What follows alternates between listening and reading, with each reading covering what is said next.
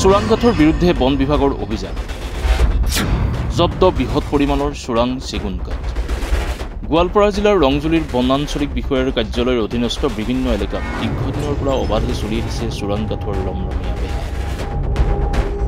কামৰূপ আৰু গোৱালপাৰাৰ সীমান্তৰ মেধিপাৰাৰ গাতে লাগি থকা জলজলী নদীৰ বন বিভাগৰ এটা দলে এক গোপন সূত্ৰৰ ক্ৰম খেদি এখন বলেৰো বাহনৰ পৰা বৃহৎ পৰিমাণৰ চোৰাং কাঠ জব্দ কৰিবলৈ সক্ষম হয়।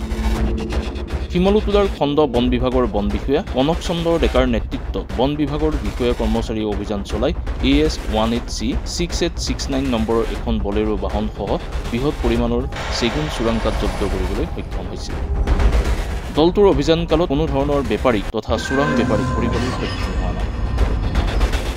জব্দকৃত চোৰাং কাঠখিনিৰ বজাৰৰ মূল্য 50,000 টকাৰ হ'ব বুলি জানিব পৰা গৈছে।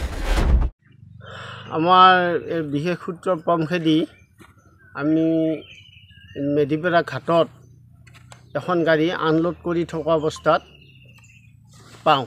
2 পিচ মাল সহিতে গাড়ীখন পাওঁ আৰু বাকীখিনি মালো আমি গাড়ীখনত লোড কৰি চিমলিটোলা খণ্ডবনৰ কাৰ্যালয়লৈ লৈ যাম। কাঠ 12 পিচ আছে চেগুন।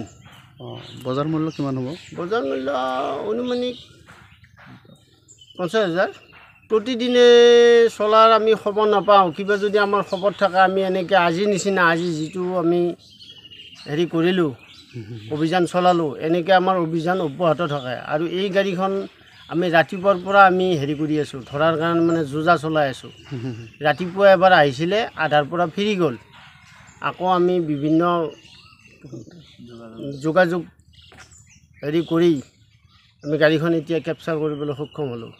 গাড়ীখন ধৰিছে কাঠ ধৰিছে লগত কিবা নাই নাই নাই মানুহখিনি মানে আমি প্ৰথমতে আমি দুজনহে আহিছিলোঁ চিভিলত। আমাক দেখি যেতিয়া আমি বাইকখন ৰাখিলোঁ তেতিয়া মানুহকেইজন এই নদীৰ পাৰেৰে সেই জংঘলৰ ফালে গুচি গ'ল। চোৰাং বেপাৰী বা গাড়ীৰ মালিক কাকো পোৱা নাই? নাই নাই নাই নাই।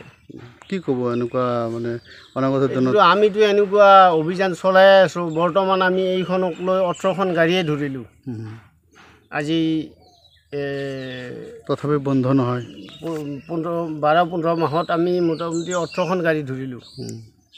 কি ক'ম, আমিও যিখিনি পাৰোঁ চেষ্টা কৰি আছোঁ।